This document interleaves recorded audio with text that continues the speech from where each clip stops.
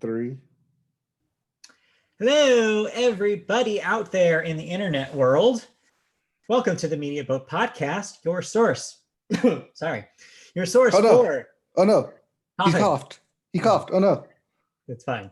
Your source for news about movies, television, video games, and music, not necessarily in that order. Yes, media, as the name implies. Yes, and not boats, as the name implies. Yeah, also, don't get confused about boat podcast. We are not a boat podcast. We are a media podcast. However, today is Wednesday, October the 28th. Believe it or not, our last episode of October 2020. We will be moving into November next time you see us, which will be hard to believe, but it's true. Next time you see us, the world may have changed. Yeah, who knows at this rate. It'll be the day after our election here in the US, so we'll see how that goes. And it is episode 251. My name is Matt. His name is Mike. I'm Mike. He's Matt. We have quite a few stuff to get through. Some thoughts, some championships to be crowned. Yes. And some underworld dungeons to be run. Yeah. So before we get all that going on, get started. We start the movies. By talking about movies, and we usually start with box office. There's not really a box office this week, so we're skipping that. Oh, come on. Honest Thief at 2.3 million is not box office? I think that was last week's numbers. No, that was this week's number. Oh, no. Well, how about this? Remember what we said last week about box office? If it doesn't hit 5? It happened again. Yeah. So just know that. We don't need to go into the nitty-gritty of it. Just know that just as many people are seeing movies as they were last week, turns out. And it turns out that leads us right into our first story. It does, because our first story this week is about that big tentpole release that wasn't Tenet. John Stankey, Media Boat favorite John Stankey, because he's got such a great last name, is the CEO of Warner Media parent AT&T. And he said they had 130 productions underway since last week during an investor conference call regarding third quarter earnings. Quote, I can't tell you that we walked away from the Tenet experience saying it was a home run. You don't say, Stanky. You don't say. $52.5 million domestically says it's not a home run. I would not call that a home run. I would barely even call that a single, to be fair. That is, I stumbled to first base and an error was thrown. Yes, there it is. But he said, I'm happy we did it. I think the team was incredibly creative. I think we learned a few things about what we can do, unquote. It sounds like he's trying to fluff up investors and try not get them to panic. There's only so much you can polish a turd, let me tell you. There's only so much you can do to that turd. Are you speaking from experience? Oh, have you? Whomst among us has not polished a turd? This podcast, for instance. Just a giant turd we've been polishing since 2016. Yes, and and plugging right now, if you go to Spotify and just hit play, it will start on episode 1. Hey. So you can see how much of a turd it was. I don't recommend doing that, but you do you. Yes, we recommend you viewing directly on Podbean because we may or may not actually be paid through Spotify, the 0.0008 cents per play. Yeah, I don't know how that works. We'll find out, I guess. Anyway, so here's the deal with this. Oh, sorry, I lost your place, didn't I? Yeah. Let me get back to where I was here. Oh, yes. He called the upcoming holiday season the next big checkpoint to see if we can move some content back to theatrical distribution. That's a big if. He says we're still committed to put some of the content that we think is most important into the theatrical channel, which differentiates them from Disney, as we mentioned a couple weeks ago. But he says we're not expecting this to be incredibly choppy moving into next year. We are not optimistic, not expecting a huge recovery in theatrical moving into the early part of next year. So you added an extra knot there. in the beginning. That's why you got confused. It's Yeah, expecting to be. we're expecting this to be choppy. My bad. Yes. So yeah, he's really hedging his bets to the investors. He's basically saying like, hey, don't get theatrical releases again. No one knows if this is even going to happen, but that doesn't mean we're going to turn off the pipeline. That means that we're just going to have to really make sure that if we are going to move some content to theatrical distribution, it has to hit, because they dipped their toe in the water with Tenet and it was too cold and they pulled right out. Right, and this is Warner Media, so we're talking DC tentpole being Wonder Woman for Christmas release. So who knows? And they already pushed Dune, which is supposed to be a December release, to next year. And there's not a whole lot of competition in an otherwise open market of, do people even want to go to said open market? Yeah, I don't know. It's a big question mark, as it has been for a while here, and who knows how this will end up. So we'll see. We'll see, because as much as domestic box office numbers are heavily relied on for studios, they also kind of worry about the international box office and what's happening over in Europe. Yeah. Yeah. Interesting, considering, but basically Disney came out and said, it's like, we're just going to focus on streaming from here on out. So interesting compare contrast to make between the two companies. Anyway, our second story takes us across the pond to Europe. Yeah, it's a big pond. After initially shuttering its movie theaters in late February and then reopening in June, Italy is now set to close cinemas once again starting this week. At the same time, Spain has approved a new national state of alarm and is introducing a nationwide curfew from 11 a.m. or 11 p.m. to 6 a.m. The moves come after France widely extended a 9 p.m. to 6 a.m. curfew to numerous areas across the country this past week. The Italian Prime Minister Giuseppe Conte announced theater closures after Italy recorded a new daily record of 19,644 coronavirus infections, as well as 151 deaths.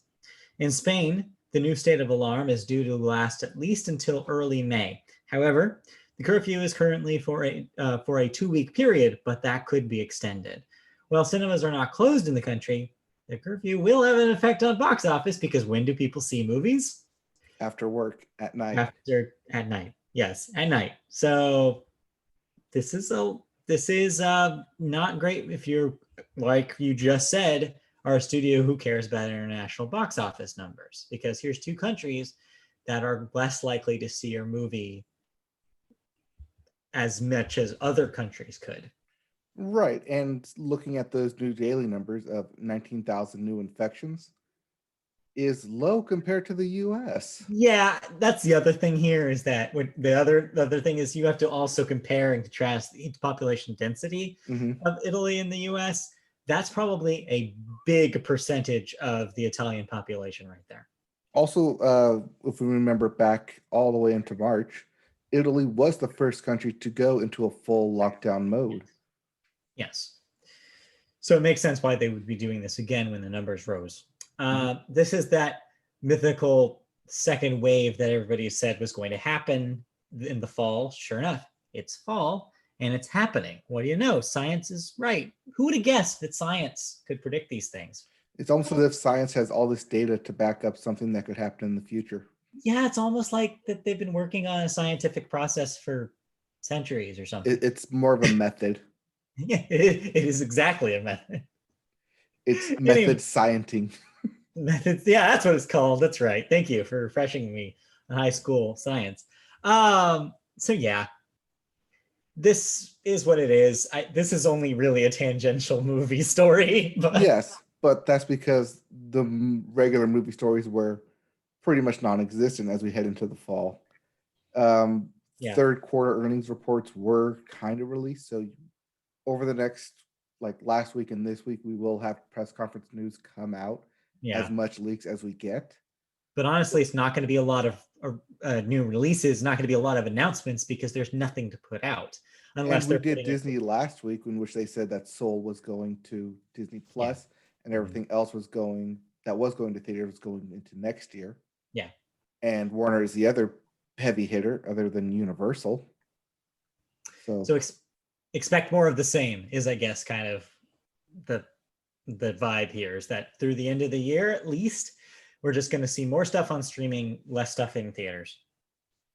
So good for streaming. If you're a company able to make that pivot. Yeah, theoretically, at least.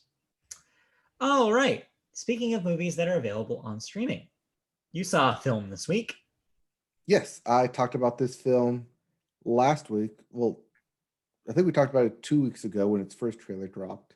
Yes, we right talked before about, its first trailer dropped. Yeah, before, when it was just a rumored title and we didn't even know what it was going to be. Yes, Borat 2 subsequent movie film. Yes. There is also a longer title attached to it as it goes on into the movie, but for the sake, we're just call it Borat 2. Yeah. So, Borat 2, the sequel to Borat. Yeah, so this is available on Amazon Prime. If you have a Prime membership, you can view this now. So right off the bat, instant media boat stream it. Because it's the only way you're going to watch it. We don't have to tell you that. Yeah. Yes. But as for the film itself, it's been a while. Seeing as Borat, the first one, came out in 2006. Yeah. And a whole lot has changed. And it kind of goes into that. Mainly being with cell phones and pop culture and Facebook and internet kind of exploding everywhere. People glued to their phones. Because, I don't know, we were in high school when that movie came out. It's true. And yeah, 14 years, a lot has changed. And yet, people would still make Borat references. Yeah, no, the Borat voice has never died. Yes. So much so that Kazakhstan adopted the phrase "very nice" to its tourism board in new ads for it.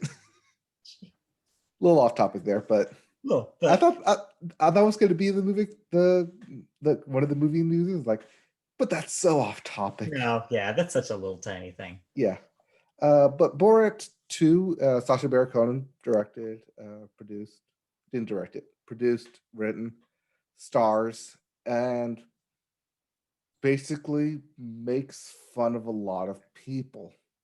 I mean, so basically my understanding is if you've seen the first Borat, it follows the structure of the first one. This one does, where it's like he's doing a character and basically he's going to he's being in character with people who don't know he's playing a character and for a movie. And so the idea is it's supposed to be that uncomfortable feeling you get where like, oh, the person doesn't know they're in on a prank, essentially. It's straight comedy. Or it's comedy played straight. Right, exactly. It's always with people who are not who don't know that this is a character. Right. And it definitely plays a line of that. It kind of also plays on the fact that Borat the film is a huge film in America. Yeah. And so he can't really go around being Borat, but rather has to be Borat in a disguise for Borat to make these things happen. The layer of meta layer there now has to happen. Unless apparently you're maybe a prominent politician who maybe should recognize who Borat is and somehow doesn't. I don't know. Well, see, that's how they got away with doing a lot of this, is they hired an actress to play Borat's daughter in the film. Yes. And had her do a lot of the stunts that normally Borat wouldn't be able to get away with. Right. Which is smart when you think about it, because yeah, you're right. A lot of people are going to immediately be like, well, that's Sacha Baron Cohen. Like, he's right there. So yeah, introducing a new character, it's a good twist. It is a good twist. And it also opens a lot of doors for new comedy that you can't do as a straight male character. Yeah. And I'm like emphasizing the straight and male part in that. Yeah. Because Yeah. some of these jokes will make you uncomfortable, but also they're meant to be exaggerated to the point of making fun of people they're with. And that's kind of that is the point of these movies. It's the same thing. It's that same kind of thing where like with the person on the street stuff, like when prank shows and stuff like that. The idea is the uncomfortable part of it is the source of a lot of the humor. Yeah. And it definitely plays to a lot of the humor. I could definitely see where things were written specifically to structure the story so you get the one joke payoff or the sequence payoff. Yeah. So we have to structure and reshoot these specific scenes so that way it can pay off here. And it's very evident because as they go through the film, they mention like specific dates and events that they have to hit in order to make this film happen. So it's like we have to be at this event doing this stunt, and we'll figure out how we get to this event in a film later on. Yeah, yeah. But it's a pretty funny film.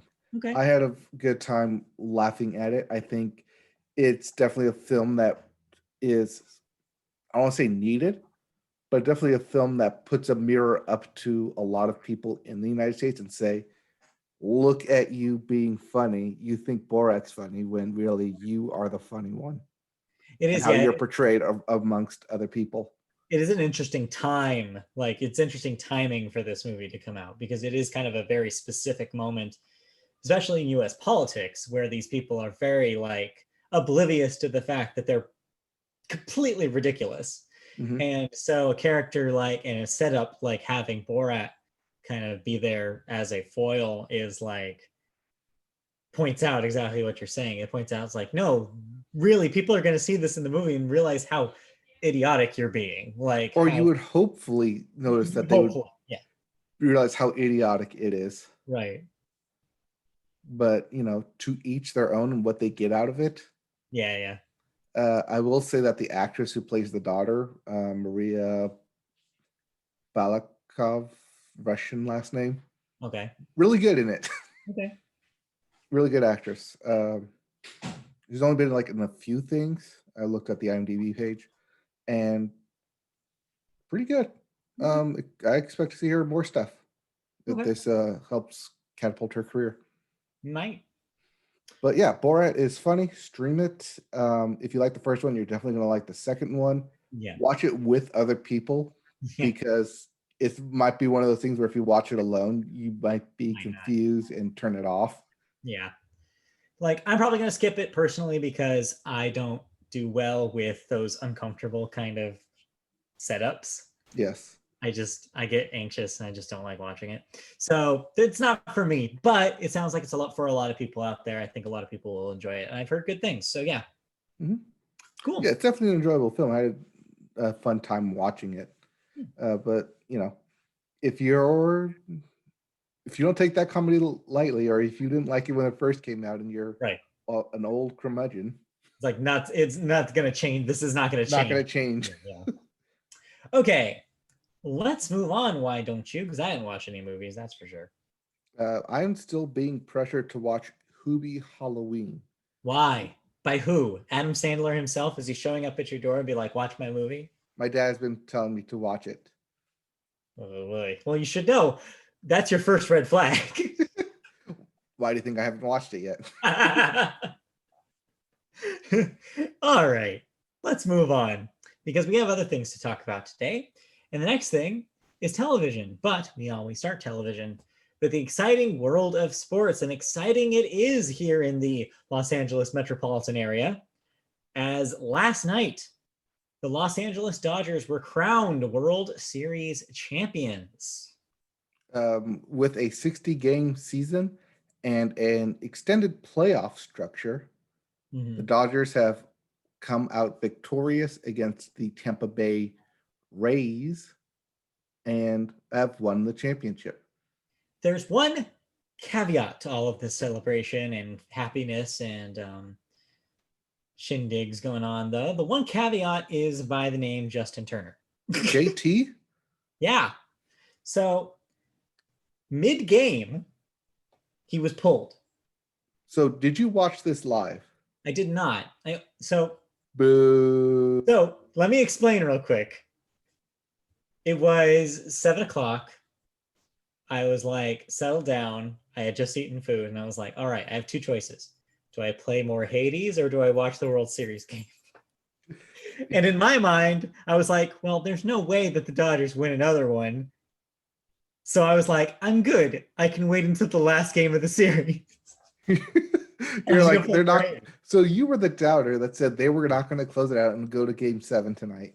Well, to be fair, neither of us saw this coming. When we talked about the Dodgers 3 or 4 weeks ago, your quote was, oh, they probably won't even win that series. And yet they did win that series. That's because they were down 3-1 in that series.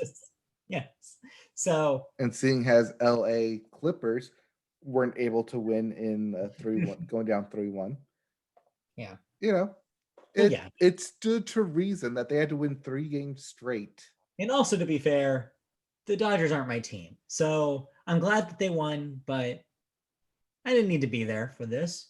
But if you were there for this, yes. So explain. So you watched this. So explain the whole Justin Turner thing. So their MLB is in a bubble for the postseason. They get tested every day. They're in a bubble, much like the NBA was for the postseason. Justin Turner got tested yesterday. The results came back inconclusive. Mm-hmm. So he got tested again today, or what would have been Tuesday, the day of the game, Tuesday.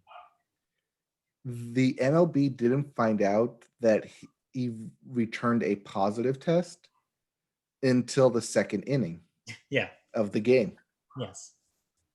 Now, he didn't get pulled out of the game until the 8th inning after Mookie Betts hit the go-ahead home run. Yeah. But then the Dodgers end up winning, and he is back on the field celebrating. That is the thing that people are pointing at. It's not just that he was playing that whole time with in retrospect a disease, but then later that he, even after everybody knew, he came back out. That seems to be the biggest asterisk to all of this. Right. Now, I haven't seen anything that said specifically that he took like a rapid test to see if he still had it in him. But he was out on the field celebrating. Yeah. Post-game with his teammates. So, needless to say, a lot of people are saying this is really scary for the Dodgers as a team, because if everybody was in that celebration, everybody had contact with him. We need, of course, more information to ultimately know. We're not doctors here. We don't know for sure exactly how this is transmitted, but I would imagine that doing a lot of celebration and yelling and hugging each other very closely is probably a big vector for this disease, knowing what I know. It is a possible super spreader event. Yeah. It's scary when you start thinking about it, start like peeling back the layers. That being said, congratulations, Los Angeles. 2 championships, 2 different sports in 1 year. It's pretty good. Yes. This means that they will be trying for the Triple Crown in sports right here. Yes. LA Rams are the next ones. As I pointed out to someone, that usually when a team starts winning, the city starts winning. Yeah. And thus everyone wins. So I am hopeful. Fingers crossed, right? I mean, that's all we can ask for. So yes, and as hopeful as I am, it does mean that should we get there, a Super Bowl party may or may not happen, depending on where we're at. Probably not, I'm guessing. I'm going to take a wild guess here and say I'm going to go no on that one. You can say no, but people will still be doing Halloween parties this upcoming weekend. I'll be doing one on Zoom. So anyway. So yes, congratulations, Dodgers. But there's other sports. Real quickly, as we mentioned, the Dodgers, Magic Johnson, Irvin Magic Johnson, He's owner of the Dodgers, with this championship, has now become a champion in 3 different leagues. Wow. He won one as a Laker for the NBA, one as an owner for the Dodgers just now. And what most people forget, he's an owner of the LA Sparks, which won its own championship as well. Aha. So that's 3 different leagues that he has helped to win a championship. The man knows talent.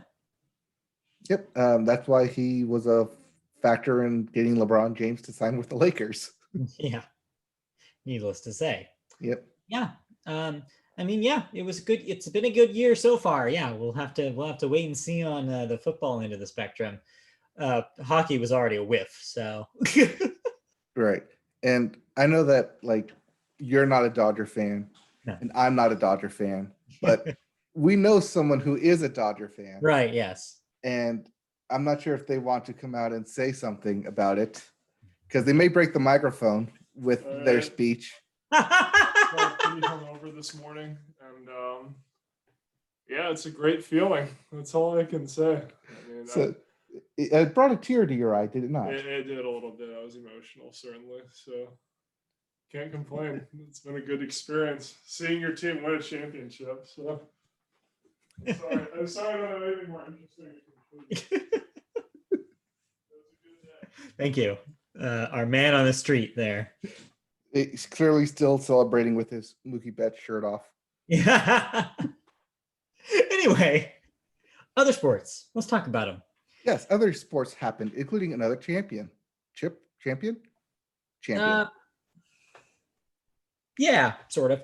We're going to start from the top and talk about meanwhile what's happening meanwhile on Fight Island. Doo-doo-doo.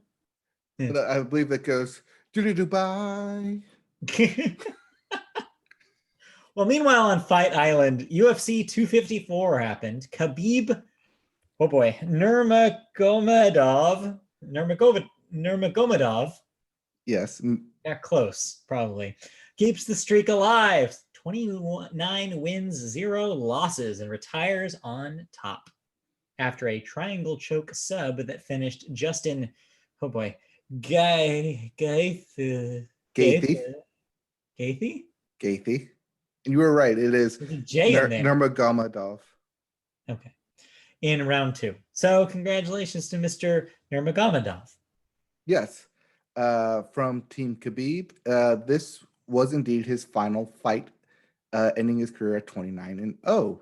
Yeah. His father, who has been in his corner since day one and trained him, and former martial arts champion himself, died earlier this year. And he said that he wouldn't fight without his father in his corner. And this fight was already scheduled before he passed, and that's why he retired. He decided to retire, that he didn't want to fight without his father being there. Yeah. Makes sense. Yeah.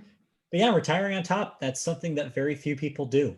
Right. And also when you go undefeated and you beat every single person in UFC. Yeah, it's like what else? What other mountains are there to conquer at that point? Yeah. He conquers physical mountains by training on them. Yes. That's the next step, clearly. All right. But yeah, I don't think we will see him fight again. No. He doesn't do it for the money. He just did it for the love of it. He has plenty of money from fighting and winning that he just may retire to a farm and, you know what? Congratulations. Like I said, train the next generation or whatever. Yeah. Not that many people get a chance to do something like that. But go for it. Enjoy your life. Yep. All right. Who else gets to enjoy their life in the NFL is Antonio Brown, who is now a Buccaneer. Yes, the ever continuing cycle that is Antonio Brown. Yes. Still wants to play with Tom Brady in Tampa Bay. And there he goes. So voila. Also, bye week, hell week has been kicking my ass. I have to drop players who are on bye because of stupid benches. Yeah, benches. They're real. Yep, benches be crazy. Oh, Okay, so the next story here, I need you to fill in a blank. Okay. ESPN to make a bid for what once 10-year, $2 billion deal with NBC expires following the 2020-21 season? It does not say what. There's supposed to be an NHL in there. Got So this is hockey. it. Hockey. So ESPN famously for like the past 20 years Yes, has does ignored not hockey. it basically ignores hockey and only gives them a 5-minute like spot when they're Right. in season for Sports Center Yes. because they don't have any rights to hockey. Right. Everybody else has it. Yes, or more specifically, NBC. NBC Sports has it. Yes. That may change next year.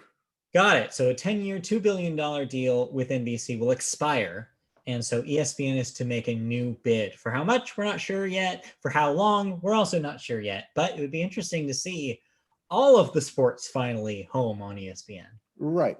This will be an interesting because technically that is the last thing that ESPN would not have a stake in. Yeah, that would be it. That would be it. Technically, they don't have very much stake in the NFL aside from Monday Night Football. Yeah, which is, But that's been around since ABC. That it's kind of a staple at this point. It's such a big thing every week. They definitely do. They don't right, but like compared to like other sports like Fox, who hosts the Super Bowl, NBC that hosts the Super Bowl, we don't see ESPN ever host it most likely until a new deal gets structured. Because it's cable. Also, as a cable network, it's harder for them to host big events because, so anyway. Our last story is also in sports, is also about where you can watch them or can't. And it's also a continuing story here on the Media Boat podcast. We've reported about these guys a lot. The Sinclair Media, for bad news.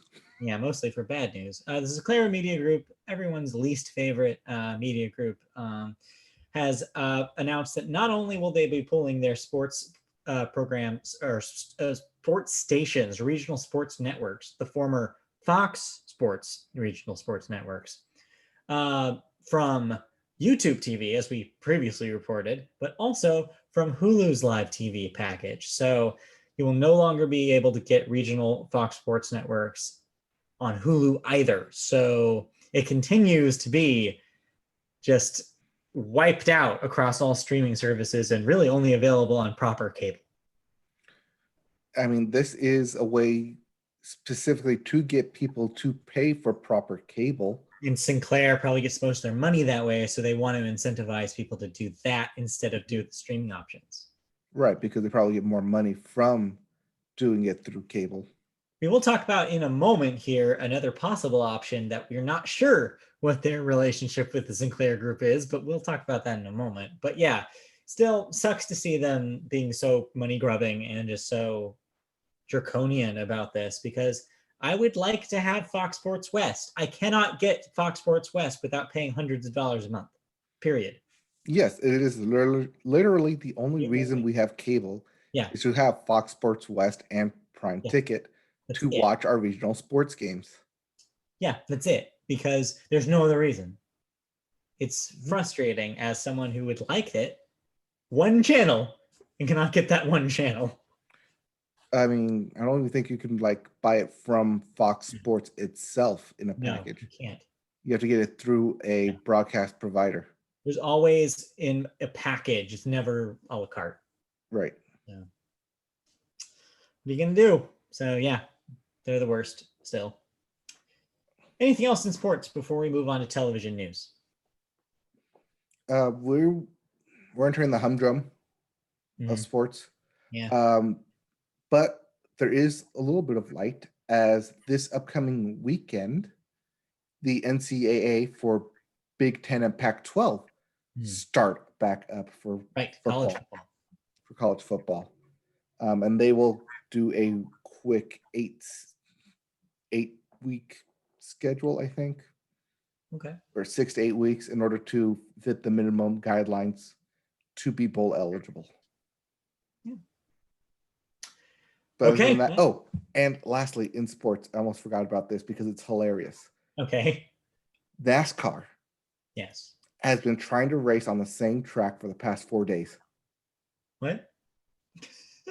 Okay. So NASCAR is currently in Arlington, Texas to race. Yeah. Currently where the Dodgers have been playing the World Series. It's been raining and misty and foggy everywhere, which is why the dome has been closed on the baseball stadium and why they've been able to play. But you can't be in a dome on NASCAR.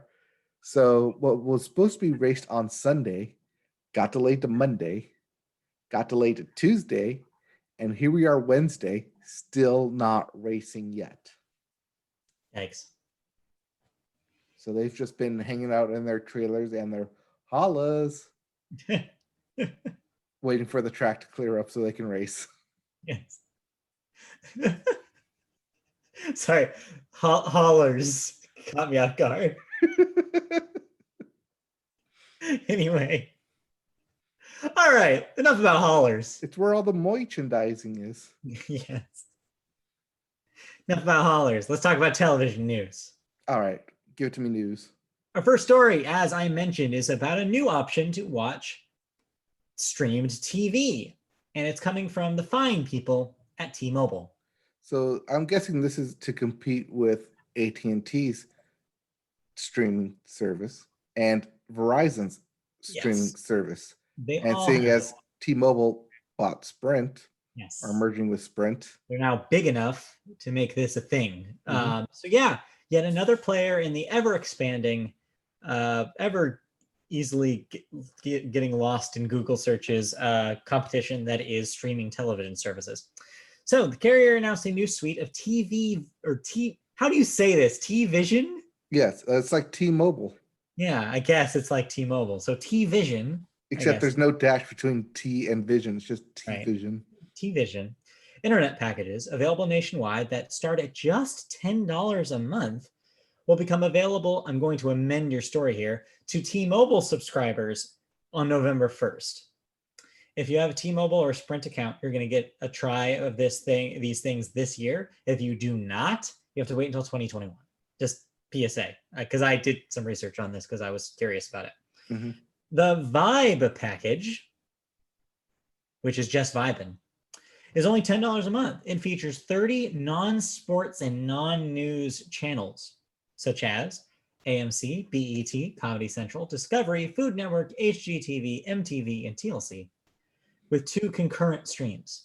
The 3 live TV packages, which include 100 hours of DVR recording and up to 3 concurrent streams, are TV Vision Live TV for $40 a month with 30 plus sports, news, and local TV stations, including from Disney, ESPN, ABC. 3 of those things are the same thing. Fox, NBC, CNN / Turner. Then there's Live TV Plus, which is $50 a month, which adds the NFL Network and other sports networks, and the Live Zone, $60 a month, which adds NFL Red Zone and a handful of others. I think that might just be the cheapest way to get Red Zone now, if I'm doing the math in my head correctly. Possibly. I think that might be, considering that YouTube TV is also $60-something a month and does not include it. I would say this is a bargain. No, and I think with cable, even with the tiered up, you have to tier up a version from 60 to I think 70. Yeah, you have to pay the premium for it. T-Mobile is also introducing the T-Vision Hub, which is a physical product you can buy, a $50 Android TV-based adapter with a remote that plugs into the back of the PhD TV to provide access, or any TV. It doesn't have to be an HD TV. It has to have an HDMI cable. Well, you know what I mean. Yes. I'm just saying it could be like a 4K TV. Yes. To provide access to the TV Vision's over-the-top services. And are you impressed that I knew what OTT meant? And 8,000 plus apps. OTT, you know me. Including Netflix and YouTube. Because of course it does. Notably, the T-Vision, I'm never going to read that correctly, live lineups are missing CBS broadcast networks. But they never want to play with streaming. Yeah. And T-Mobile does not offer HBO or HBO Max as an a la carte option. So it looks like there were 2 companies that didn't want to play ball all the way, Viacom and Warner. But the rest are represented here. Interesting. Right. And Well, Viacom makes sense because they never want to play ball with anybody. They were the first ones to package out all of their streaming options to launch CBS Well, All Access. until recently, because this does mention a lot of the Viacom-owned stations like Comedy Central, BET, MTV are all represented here. And they did just introduce them to YouTube as well. So they're getting a little more lax, at least with some of their brands, but not all of them yet. Right. And then also with HBO and HBO Max, Warner Media wanting to be outside their bubble as well, because they have been growing and will continue to grow their subscriber count from 8 million now, I think. We read it a couple of weeks ago, whatever that number is. But anyway, so it was like it's one of those things, another one to add to my pile, because I've been, bouncing between different ones of these services forever, trying to find whatever the best deal is. So the price is right here. It'll just be a matter of me comparing yet another giant list of channels and prices to see what makes sense, what makes the most sense. Because but you would have to have T-Mobile for now to get right, yeah. In 2021, I'm not a T-Mobile customer. So. Right. We should ask our T-Mobile customers. the Zidlows. We do know a family. I guess we have to call them that now. Yes. Family. That does is in the deep into the T-Mobile ecosystem. And last I checked, we're relying on Sling to get their television. So it'll be interesting maybe for them to consider this as an option. I don't know. Depends if it has their trash Bravo TV on it. Yeah. Which it doesn't look like it does. Although it might with other packages. Yeah, we'd have to, like I said, we'd have to look at a giant channel list to really know. Anyway, so that's there. So T-Mobile subscribers, check it out. Yep. For the meantime, let's move on to another television story. If you thought The Masked Singer was ridiculous, and if you thought I Can See Your Voice, the spinoff, was ridiculous as well, well, guess what? Fox has upped the ante with The Masked Dancer. I know, gasp. A fresh take on Fox's Emmy-winning The Masked Singer. The show will see celebrity contestants show off their best moves while disguised as the original series. This is grand and campy costumes, so they'll be reusing the same costumes, but dancing in them? But some of them don't work well as dancing. Yeah, okay, anyway.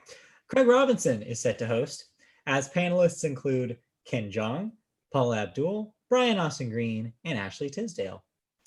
The stars, along with the audience, will have to guess the dancers' identities while they perform a range of dance styles together, from hip-hop to salsa and more. Quote, "We've begun filming The Masked Dancer with incredible new talent on both sides of the mask and can't wait to share the series with viewers," said Rob Wade, president of Alternative Entertainment and Specials at Fox. So there you go. Yep, this falls squarely into the alternative entertainment. I mean, Masked Singer's been a huge hit for them inexplicably, so I'm sure people will watch this. Right, but Masked Singer, it's also easier to get someone to stand on stage and sing than do choreography. Yeah, you're gonna have to get more mobile celebrities to be these masked people. But I mean, you have years and years of Dancing with the stars to mine, so they'll find them. Yeah, and the costumes will have to be somewhat tighter. Yeah, probably not as big of a heads. Free up the legs a little bit, I think. Yeah. You're gonna see. So more interesting costumes will come, unless they really do want to see a dancing pair of lips do the paso doble. Who doesn't? Who doesn't want to see that? Who doesn't want to see a pair of lips do a paso doble across the floor? Hoops among us. Anyways, let's move on. Have you been watching any television this week? My week has been filled with World Series. So just a lot of baseball. A lot of baseball. I'm trying to think. What else? I did not finish season 3 of Kipo yet. We had a busy week. The Yeah. Mandalorian season 2 comes out on Friday. I'll be Friday. watching that. Yeah. But I'm also waiting for all of the right stuff, Right. the other Disney Plus original series, to finish airing, so I can just stream it all and then give my thoughts on it. Yeah, makes But sense. from all the commercials I've seen, I want to watch this, but I also kind of want to just binge right through it. Right. Yeah. Watch it all at once. Mm-hmm. Cool. Okay. We'll have more about that next week. But for now, let's talk about cancellations and renewals. What am I no longer watching? Well, I'll tell you what you're still watching, because we got no cancellations, but several renewals this week. One that you don't actually have on here, I'll just get rid of now because it's near and dear to my heart. Apple TV Plus has announced that Ted Lasso will not only be getting a second season that will be starting production soon, but has also been renewed for a third. So it's getting 2 more at least on Apple TV Plus. So that was good news to see. Yeah. Meanwhile, TBS has renewed Miracle Workers for a third season. OWN, that's the Oprah Winfrey Network, has renewed Cherish the Day for a second season. HBO is bringing back In Treatment for a 4th season, and Netflix bringing back Narcos, Mexico for a 3rd season. So more nachos. I mean Narcos. The In Treatment coming back for 4th season, I believe, has been off the air for 10 years. Oh, okay. Either 8 or 10 years, but they're bringing it back for a 4th season. Bringing it back. Lastly, one death. William Blinn, age 83, a producer, screenwriter, worked on Starsky and Hutch, Brian's Song, Purple Rain, won an Emmy in 1972 and 1977. So there you go. Yes, he was the writer of Brian's Song about Brian Piccolo. Yes. And Gail Sayers passed away last week, 2 weeks ago. Yes. Yeah. All right. That's it for. And that brings us right into music. Yes. And we start music with the Billboard. And we always start the Billboard with the Hot 100. All right. Spot the change. All right. The hottest singles in your area include Mood by 24 Golden featuring Ian Dior. Yep. Still. At number 2, we have WAP, Who Are Presidents by Cardi we'll find out next week. By Cardi B featuring Megan Thee Stallion. At 3, Laugh Now, Cry Later by Drake featuring Lil Durk. Yep. Which also we may be doing next week. Yeah, we'll see, right? At number 4, Blinding Lights by The Weeknd, which has been playing on every sports genre there is. I cannot get away from that song, apparently.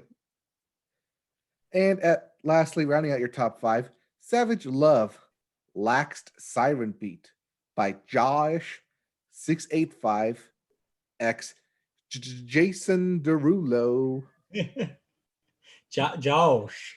Oh, Josh. All right. As for the Billboard 200, your albums chart. Yep. Back at number 1. Yes. By the push of me, because that's all I've been listening to this past week. It's okay. You're not the only one. Folklore by Taylor Swift. Yes. At number 2, Shoot for the Stars, Aim for the Moon by Pop Smoke. At number 3, Savage Mode 2 by 21 Savage and Metro Boomin. Mm-hmm. At 4, Legends Never Die by Juice WRLD. Clearly never dying. And at number 5, Wildflowers by Tom Petty. Yes. That Tom Petty. Tom Petty. Yes. Out from the bowels of the Billboard into top 5 for, I'm not really sure actually why. Something about ticket sales, I'm going to assume. No, because there are none right now. That's what they want you to think. Who can say? All right. Well, I don't even listen to any of that. What am I listening to this week? I don't know what you're listening to, but here are the new releases. Yo. Hark. I don't know if I can get louder than that, but Hark by Andrew Bird, which I'm going to assume is a Christmas album. I don't know, maybe. Because you have to hark to let the herald angel sing. Yeah, you can hark for other stuff, though. I try not to. It's exclusively reserved for herald angel. We'll get to Christmas later. All right. We also have Post-Human, survival horror by Bring Me the Horizon. You can't, I can't bring you the entire horizon. I can't. Just the event horizon? I can bring you a DVD copy of the movie Event Horizon if that's what you want. It's not what I want, what I really, really want. We also have A Beautiful Revolution, Part 1 by Common. Earth to Dora by Eels. Hey, Clockface by Elvis Costello. Would you call me? Yes, that Elvis Costello. What'd you call me? Hey, Clockface. Hey, you're a clock face. We also have The Great Dismal by Nothing. Nothing. Magic One Thrix Point Never Uh-huh. by One Thrix Point Never. Uh-huh. I hope I'm saying that right. Probably. I don't know. One Otrix. I have no idea. Magic One Otrix Point Never. Love Goes by Sam Smith. Uh-huh. And lastly, It's Christmas All Over Gross. by Goo Goo Dolls. Wow, the Goo Goo Dolls? Yes, those Goo Goo Dolls. Those Goo Goo Dolls. Who Wow. put out an album earlier this year. Who knew? That they were working on a Christmas album while they were doing it. Makes sense. Cool. Great. Cool. I won't listen to none of those. Let's move on. I might listen to Sam Smith because that may be a #1 album. It might be. Possibly. Because pop music. Maybe. All right, let's go into the music news, shall we? Yeah, let's talk about some music news. These are some weird kind of fringy music stories. So, because it was a slow week. It was definitely slow because I didn't really see any music news pop Yeah, up. exactly. So this is what I was able to pull. All right. So we start with some Guitar Center payments. Guitar Center is in trouble, is what you need to know, basically. Well, I mean, they're always in trouble. Yeah. Because it's Guitar Center. More Which is where I got the mic from. Yeah. But after missing a $45 million bond interest payment earlier this month, the Guitar Center, the largest musical instrument retailer in the US and a mecca for musicians, is assessing its future. Considering multiple restructuring options, including bankruptcy, according to reports in the New York Times and Bloomberg. Like many retail outlets, the Guitar Center, which has around $1.3 billion in debt in debut. That's their typo, not mine. I copied and pasted the story. Which has around $1.3 billion in debt, has been deeply impacted by the coronavirus pandemic. The company is discussing a debt restructuring with its creditor, citing sources familiar with the situation, which could see certain holders taking control of the company. It is also examining alternatives similar to the refinancing deal it reached in the spring after some of its stores were temporarily shuttered as the pandemic took hold. Yeah. This sounds a lot like what happened with GameStop when it had to shutter a lot of its stores. Yes. And seeing as both of them cater to a very niche market, yeah, Guitar stores are huge. Yeah, Guitar Center is even kind of in a worse spot than GameStop when you think about it, because GameStop you can at least sell digital product if the physical market goes away. Guitar Center, not so much. You actually need to go and see in person a guitar if you're going to buy it. Like a lot of music gear is very tactile. You have to know how something feels, the weight of it. You have to play around with it to make sure it sounds okay. You have to compare and contrast other models. You can't really do that well digitally. So in a situation where they haven't had people in the store or as many people in the store as they used to, that's a death knell for a retail establishment like this. So yeah, I mean, this isn't the end of everything, though. They do say several times in this story, it's like, oh, it's just restructuring. It's just, the creditor's going to look, and maybe they'll go to maybe a different company will basically take control of the company. So this is what always happens before something goes under. So who knows? Maybe they'll live through this to see the other end of the tunnel, but I don't know. Right. I mean, this past year we've seen several large companies needing to be restructured. Yeah. Retail took a hit. It's just part of the current economy that we're in. Yeah. Which, according to the president, is booming. And it's the best we've ever seen. What does Metro Boomin think? Does he think it's booming? That's where I was referencing. Metro doesn't like you, et cetera, et cetera. Yes. Anyways, I don't know where people would go to get other musical instruments. If it's a big question mark, I think. But we'll see. But we'll see. We'll keep an eye out on that. Speaking of things, keep an eye out and keep an ear close to. Twitch is also in some hot water. Yeah. So yes, we're not talking about video games, but we are talking about Twitch.tv. It is about music. So this is actually a follow-up to a story that we had a while back about something that Amazon was going to implement into Twitch. Right. So Twitch and its owner, Amazon, received a blistering letter signed by multiple major U.S.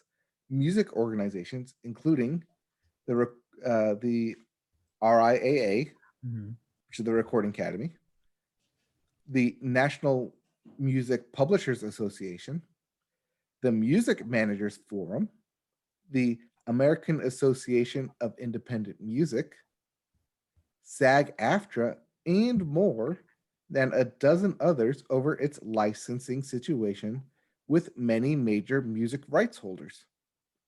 The letter is addressed to Amazon founder, CEO, billionaire, and confirmed dragon, Jeff Bezos. Yes. With Twitch CEO, Emmett Shear on copy.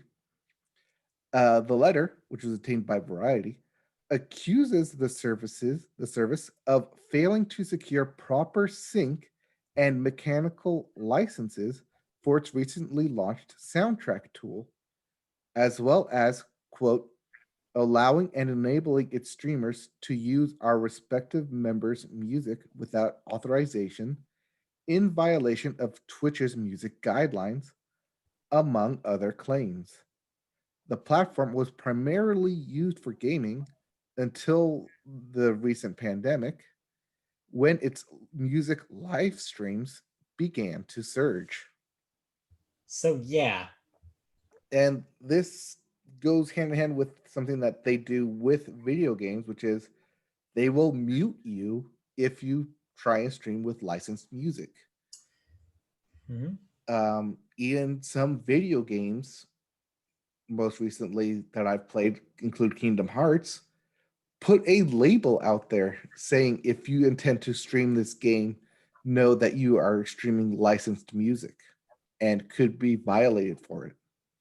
Yeah. Or could be marked for it. You won't get violated. Ugh.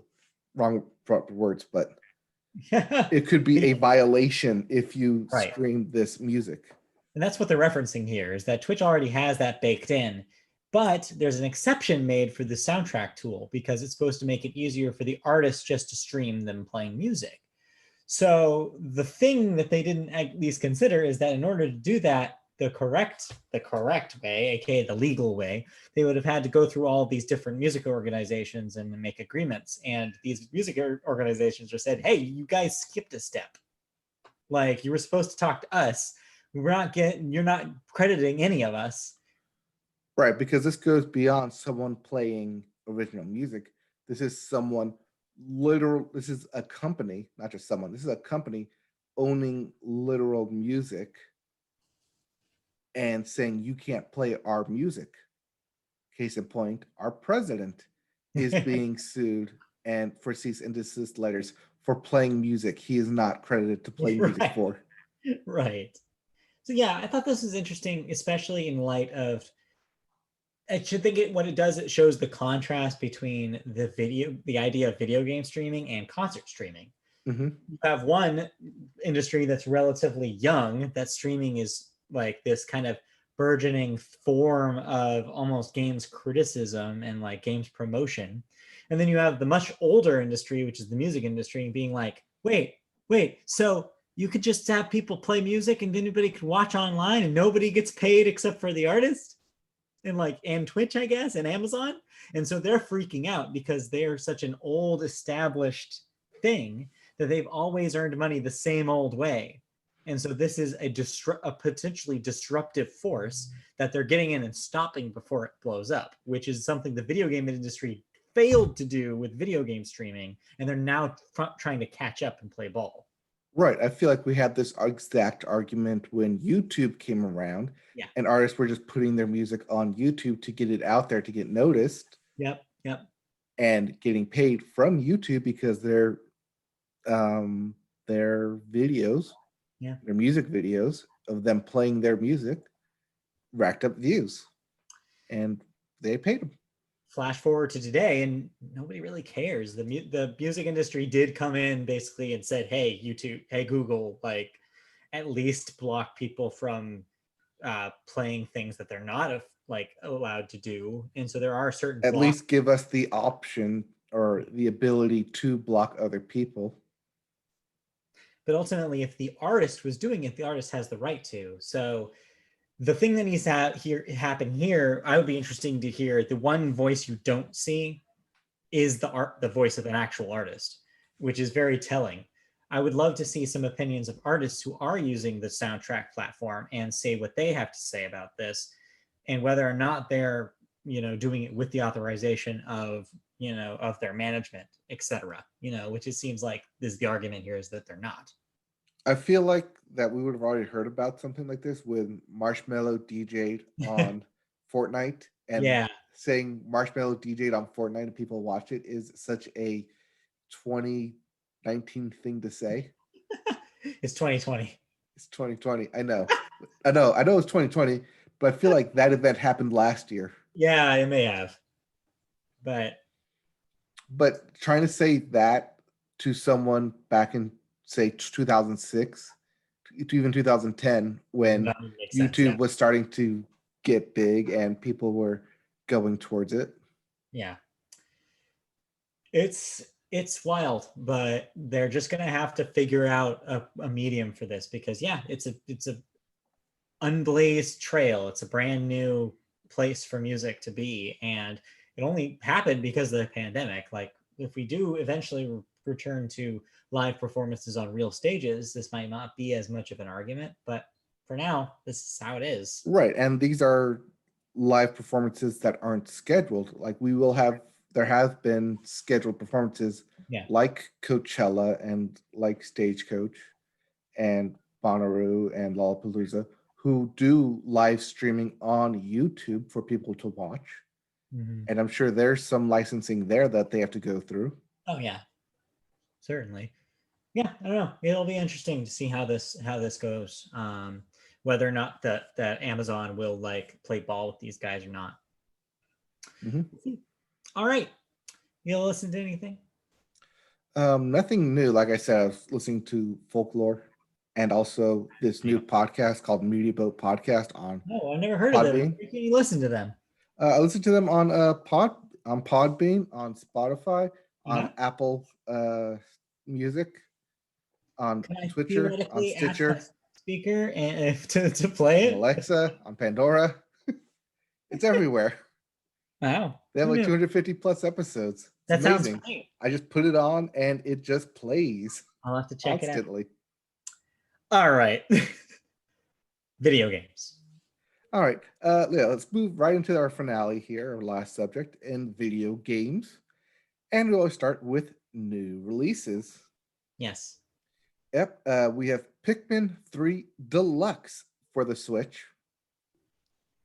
The Dark Pictures Anthology, Little Hope for the PlayStation, Xbox, and PC. Mm-hmm. Bakugan, Champions of Vestroia for the Switch. Dirt 5 for the PlayStation, Xbox, and PC. Jurassic World Evolution, Complete Edition. I know it's edition, but it's just Ed. Ed. Complete Ed. Ed.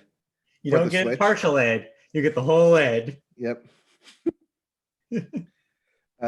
Yes, that's coming. Jurassic World Evolution for the Switch. And lastly, Watch_Dogs, Legion for the PlayStation, Xbox, and PC. That is the big Ubisoft release this week. Yes. Expect that to be dominating streamers until they get bored of it. Just a real quick note about these. Some of these games will have next-gen versions coming out when the new boxes launch. Watch Dogs, Dirt 5 both will also have new next-gen versions, but that won't come out until the new boxes do. So when we do get the new consoles, which is in a couple weeks here, and they become exclusives to them, are we going to have to differentiate between PS4 and PS5? I had that thought for the first time writing these down because Metacritic has made a differentiation starting with this week. So yeah, we'll cross that bridge when we come to it. But the thing is that's going to be a while until there's a game that's only coming out onto those consoles. So might not have to worry about it for a while. Right, because they come out on the 10th and then the 13th, I believe. The 10th and the 12th, I think. 10th and the 12th, which is in 2 weeks. Yeah, it's 2 weeks. And we'll be sandwiched in between them. We will not be getting them, but we'll tell you about it. Yes. Unlike other people on YouTube that I've seen doing unboxings of them this week. We're not getting any consoles, nor are we getting a fridge that looks like a console. Sorry, we didn't get one. Snoop Dogg got one, and I guess he took ours. That was supposed to be ours, and I guess Snoop Dogg ended up with it. I don't know. Long Beach is pretty close. It's close to me. Just one number over in the area zip code. Yeah. So I see why they would have mixed that up. But yeah, we should have this fridge that what looks like an Xbox Series X, but we didn't get it. Right. Anyway. Also, real briefly, because I know it's not here in the notes. Yeah. Nintendo did their final Nintendo Direct for third parties today. Yeah. In which they announced several games. Yeah. Including Control for the Switch. Yeah, Control's getting a Switch version. Now, I don't know if it's just me, but I went and looked at it. It said free. So I downloaded it. Okay. I may or may not have Control. Well, I guess you'll have to find out later. It's downloading over there right now. Yeah. So we'll figure it out later. I'll report that next week. Probably be it said free. It also said Cloud Edition. Cloud Edition. So I'm not sure what that entails, but I may or may not be able to play Control. I don't know. We'll report back when that download continues, because I don't think you're going to be able to play that thing. I think you're going to press it, and it's going to be like, hey, wait, go to the store. It said free, so I downloaded it. Wow, you sound like you ran into a digital equivalent of a mouse trap. You saw cheese, like, well, the cheese is free. It's just sitting there. Go grab it. It was in the Nintendo store. It said cheese, so I was like, yes. I clicked on it. And nothing stopped me to pay for it, so I don't know. We'll see. I'm also downloading the demo for Hyrule Warriors, which was announced today as well, that you can play the first level in their demo. So I will be checking that out as well. for the Switch? I found a micro SD card, put it in my Switch to thinking that I could download new stuff onto it. And my Switch gives me a bunch of error codes now about the micro SD card. I Googled it. It said, oh, try taking it out and putting it back in. Did that. Try turning this console off, turning it back on. Did that. Try going into settings and formatting the SD card. Did that. Get a different error code. Looked up that error code and says either I need to try a different micro SD card, and if I do that and that one doesn't work, my Switch is broken. Ooh. I cannot read SD cards. So yeah, I don't know when I'm going to figure that out, but until then, I will not be able to play anything else. No, that's not true. I uninstalled a bunch of games, but I'm gonna have to figure this out because it would really suck if I can't use an SD card in my Switch. Yeah, it definitely would. Maybe it needs to be like class 10 or something. I mean, it was the SD card I'm trying to use. It was a micro SD that used to be in my Galaxy S5. So I wouldn't think that, Okay. not S5, S7. That was the Yeah. S7, and I I don't think that would work. old. I don't think you should get error codes. That's a standard. Yeah, it's a standard SD. 16 gig card. It should work. I don't know. Anyway. Right. Anyways, video game news. Video game news. We had some shakeups and some delays some internet kermumble. Yeah, this is two stories I've combined into one because neither was big enough to be by itself. I mean, it depends on how hyped you are for each game, because then it would be the big enough story for you. You would, in theory, yes, but I'm neither of those people. So let's talk about it. All right. Well, the director of Halo Infinite has left developer 343 Industries. Mm-hmm. You know, the game that's coming out in 2 weeks. Note, this is the second game director that has left this project. Just want to note that. Chris Lee, who has worked at the studio for more than a decade, confirmed his departure via Bloomberg earlier today. Chris Lee, who joined 343 in 2008, I try to make that rhyme. Yeah. And has been a studio head since 2016, says that he has, quote, stepped back from Infinite, and I am looking at future opportunities.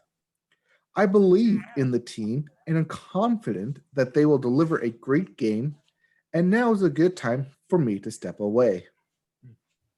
With, like we said, with the game literally weeks away.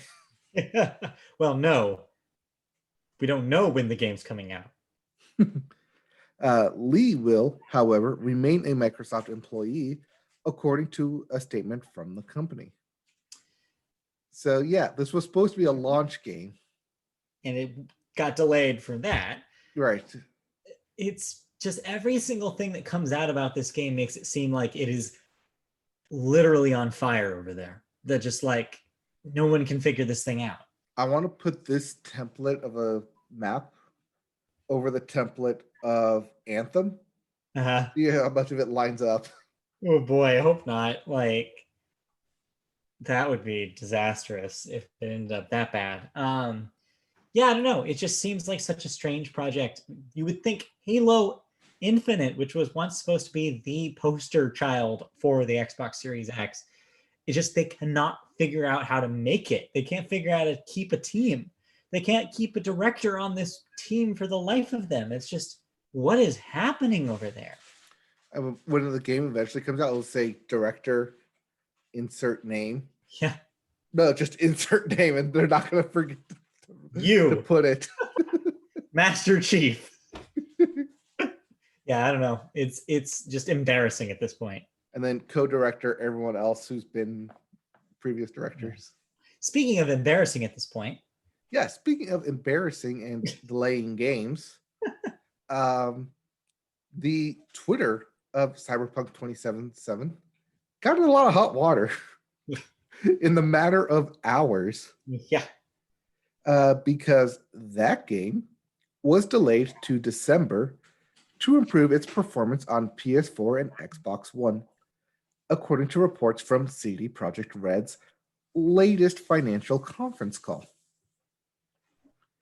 The call which was hosted by CD Projekt Red CEO Adam Kaczynski and other members of the company's executive leadership, explained that this situation is different compared to Cyberpunk 2077's previous delays. While the game plays well on PC and next-gen consoles, the company needs more time to make sure that the game is also satisfactory on current gen systems. All I can say is, man, I'm glad I didn't put money on this being delayed again, or maybe I'm mad that I didn't put money on this being delayed again. Whatever, some sort of permutation of that. Because man, how many times has this been delayed? No, I think the permutation is be happy you didn't pre-order the game and then request time off from your company to I mean, I would play never said game. do that. I've never done that in my life, but yeah,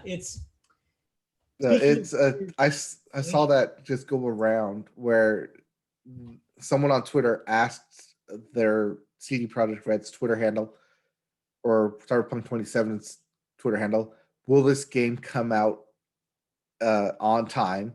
Because I'm about to request time off. And they replied, go ahead and take the time off. And then literal hours later, this report comes out that it's being delayed. It's just I have zero interest in this game. I just want to say up front, but I know a lot of people are looking forward to this thing. And it's so weird to me that they just keep pushing it. When I know for a fact that it's like driving some of those employees crazy over there. There's some employees that are talking about working 100+ hour days, according to the newest reports. Right. When they previously said that they would not let their weeks, sorry. 100+ hour days is impossible. Yes, our plus hour weeks. Week.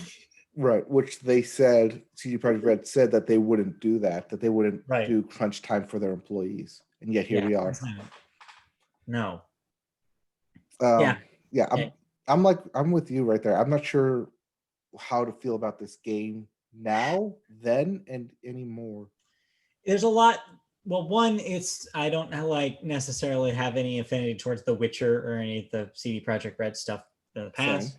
Two, they've the character, like a lot of the characterization in the game and a lot of the trailers they've shown have had a lot of strangely like transphobic and racist caricatures of characters that are not really jiving with me. And three, the company culture, like I said, like we talked about just now, it's like it seems like they say one thing to the press about their crunch, and then employees will still be like, no, dude, like it's intense over here the next day. So it's like there's all these strikes against this thing before it even comes out. Right, but I think that's most work cultures when you have a deadline you are trying to meet a launch. So that everyone all of a sudden, like what seems to be a laxed culture becomes everyone has eyes on you because this needs to be done in a certain amount of time, needs to be done right. Yes, but there's a big difference between a little bit of pressure and 100-hour work weeks. Yes. So that's, I think, we need to be able to differentiate between those things. We need to know what's normal and what's definitely not normal that employees are being told is expected of them. So that's the difference. Mm-hmm. But we'll see. Yeah, we'll see as that game is delayed to December now. Yeah, so we won't be talking about this one for Game of the Year. I don't think we would have in the first place. No, but now especially not. Yep. But a game or game platform that we could be talking about may be interesting. I only say that because it has Facebook attached to it, and we know how that could be. It's yet another hat thrown into the ring. Yep. As Facebook Gaming has now joined the cloud gaming arms race with the launch of its own game streaming app.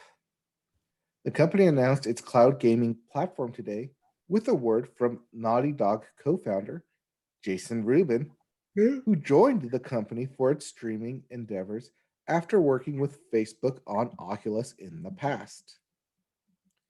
In contrast to previous contenders, Facebook game streaming will be free with in-game purchases and ads supporting it. Quote, depending on game format and developer choice. Games will also be featured in playable ads, which are essentially bite-sized demos spliced with tangented marketing, aka hit tap to try on a game's ad and find the full version if you want more, if you want to see more. More sort of like the Twitch powered discovery feature in other cloud services. Now, the Facebook gaming, not app, but button recently it popped up on all Facebook recent updates. Mhm. And I try and click on it. I see nothing I want to play. No. So I click back off of it. I don't know if Facebook is where I want to be gaming. No. At least anymore. I mean, they did have quite of a boom there with Farmville and Words with Friends. Yeah. But then again, that was also 10 years ago. Yeah, there was an era there where there was a certain kind of game you saw a lot of people playing on Facebook, and it was pretty popular. Pure Farmvilles being the best example. But this is interesting because seems like a very flexible thing for them. It seems like the tap to try model you see a lot on mobile phone games. You also see it, like they said, in the Twitch discovery stuff. And saying, hey, this is free with ad support does make them unique in this space. Amazon's not doing that. Stadia certainly isn't doing that. It definitely separates them.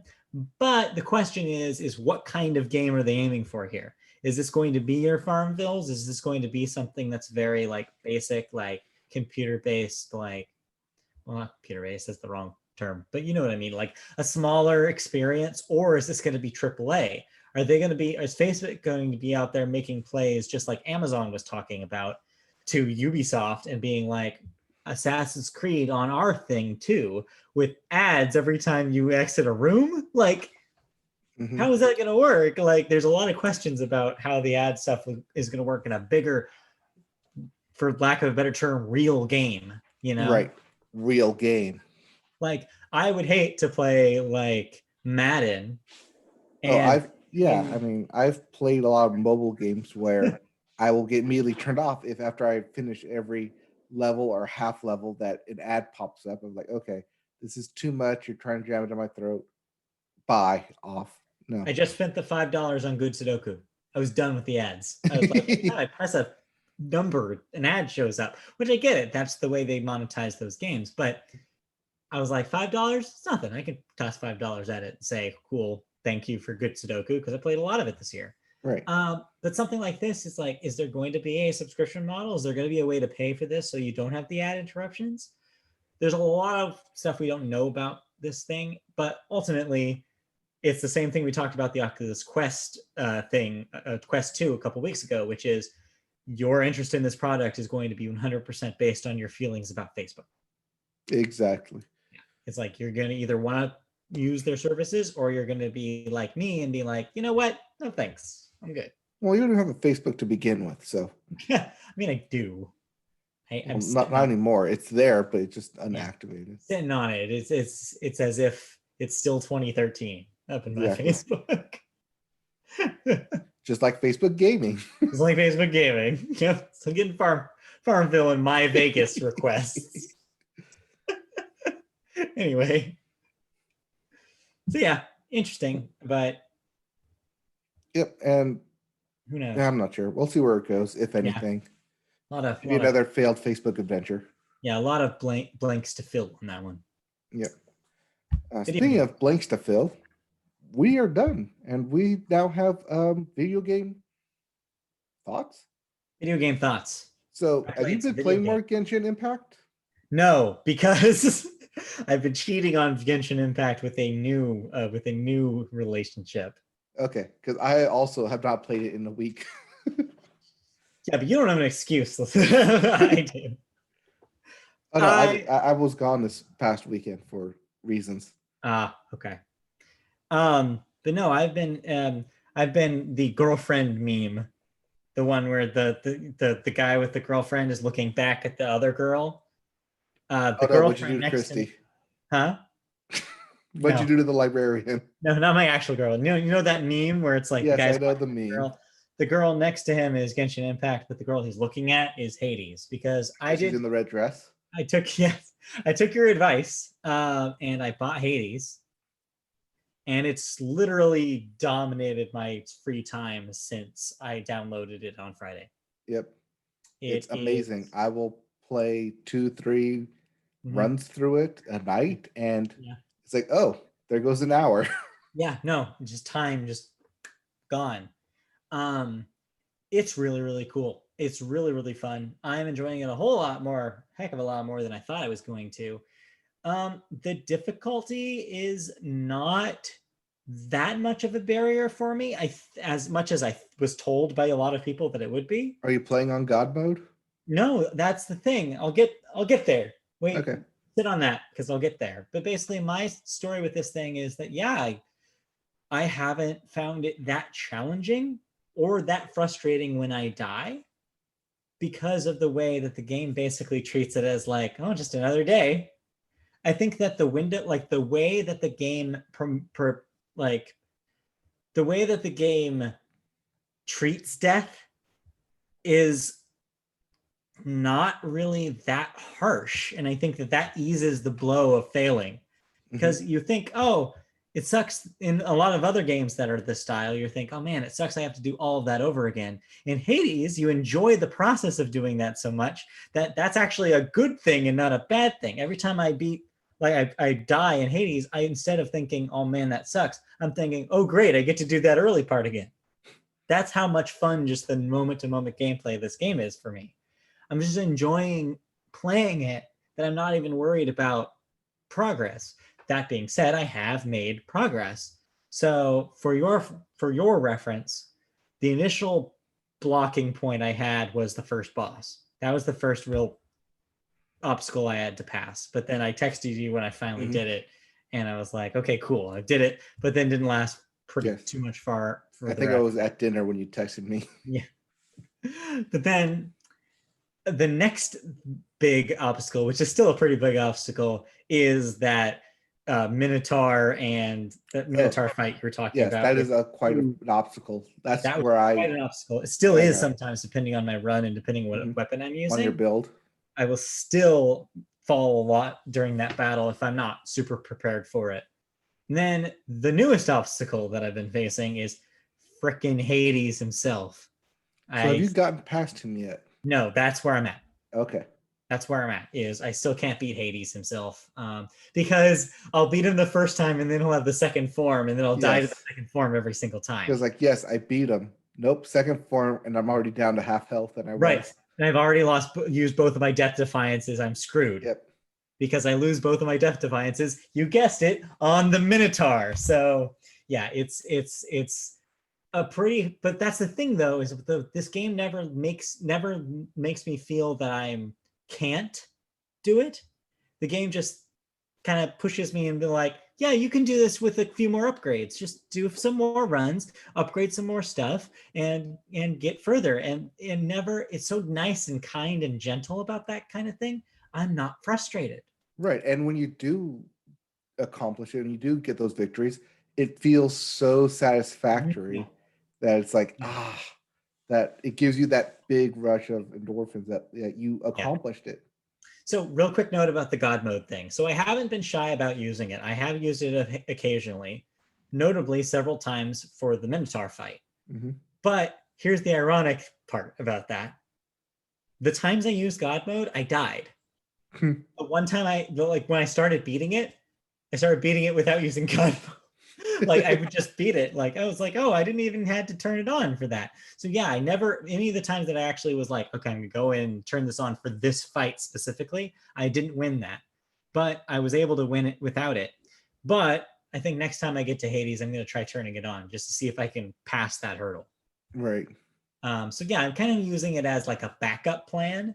Whereas if I'm really having like a hard time with a specific part of the game, I'll try it. I'll try it out, because the nice thing is that it remembers the last, even if you turn it off for a while, remembers the last time that you used it, how much your damage resistance was up to. So every time you use it and die, God mode gets better for you.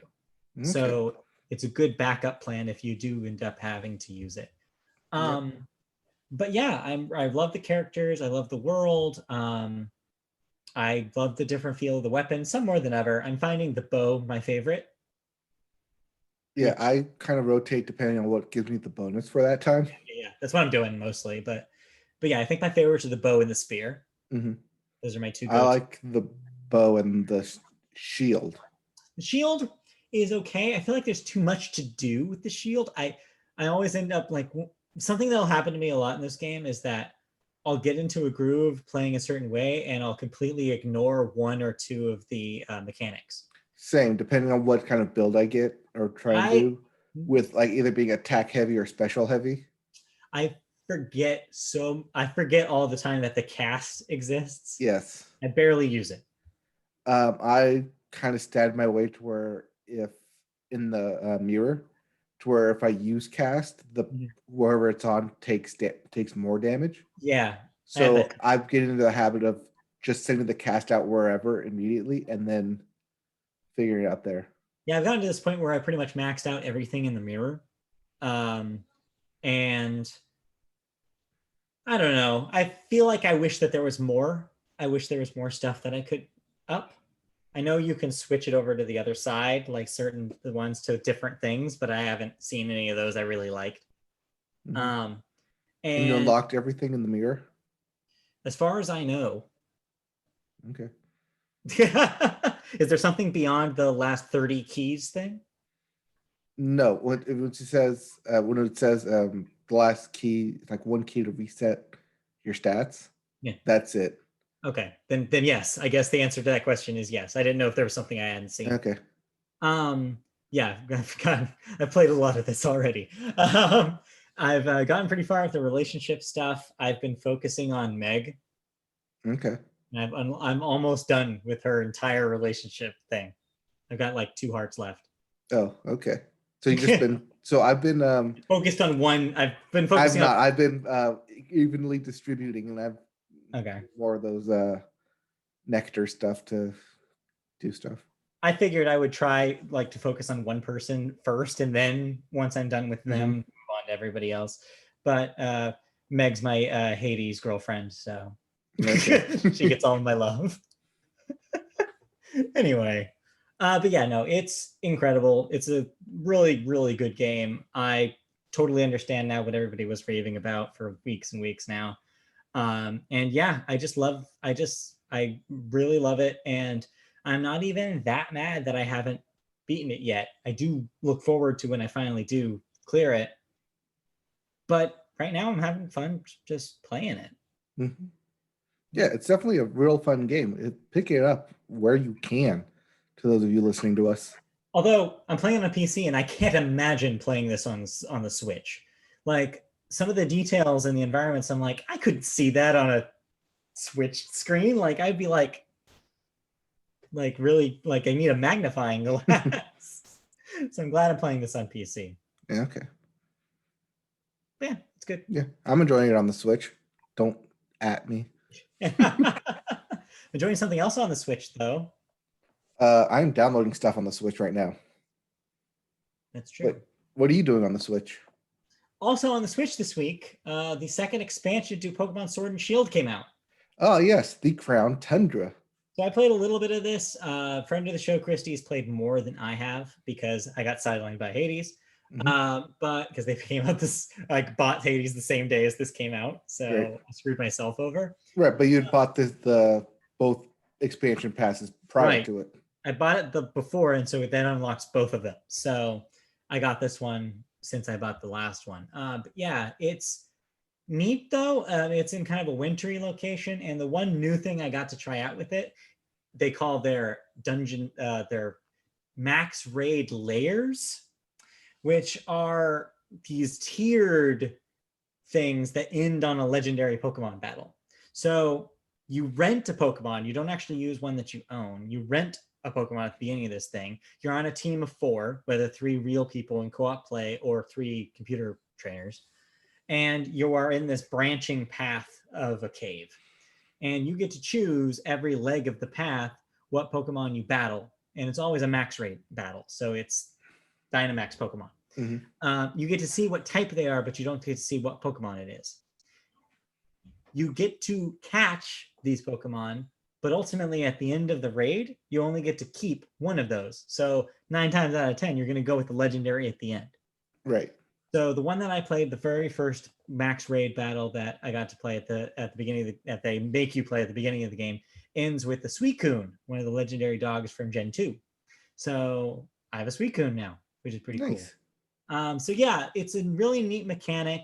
I like that it lets you, and you can swap between the Pokemon that you catch. So for example, if you start with like a grass type and you end up having a fire type face you, but one of the Dynamax Pokemon you just caught was a water type, you can swap between rounds.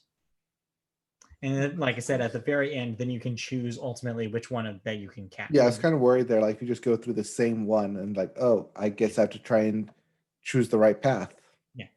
So I think it's potentially really, really cool. I'm really excited to try it co-op with Christy to see how that changes it from being just like a battle with computer characters and not that fun.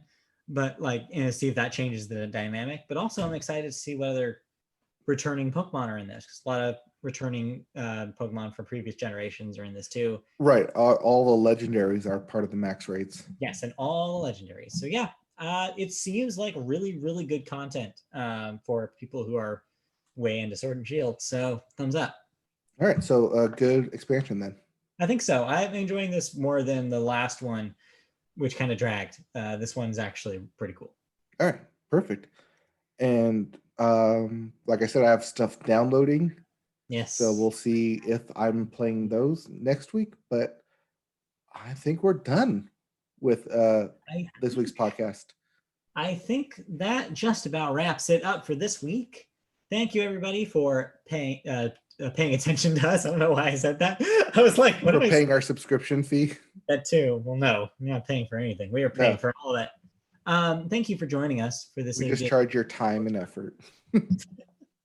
You can join us next week on youtube.com for the video version. Just search Media Boat Podcast on there and find our channel. Like, subscribe, comment, etc. You can find us audio form, as we mentioned earlier in the show, on all sorts of podcast services, such as Podbean, where we're hosted, such as Apple Podcasts, Amazon Podcasts, Google Play Podcasts, Spotify even. Go on your Spotify account, search Media Boat, find us, say it to your smart speaker, whatever you want to do, and you'll find us. You can also see us on social media. On Twitter, we're at MediaBoatCast. On Facebook, we're Media Boat Podcast. Just search in the search bar and find our page. And we play video games every once in a while on twitch.tv/MediaBoat, on youtube.com as well. And that will be it, I believe. And our writing is on MediaBoatPodcast.com if you want to check that out as well. That'll do it. Thank you for joining us this week. We'll be back next week for more, all sorts of new stuff. So stick around. See you next time. Yep, we'll be back next week with more news, more thoughts, and more exciting tangents to go on. Always. Go Dodgers. Go Dodgers. Bye. Go Dodgers. Okay, bye.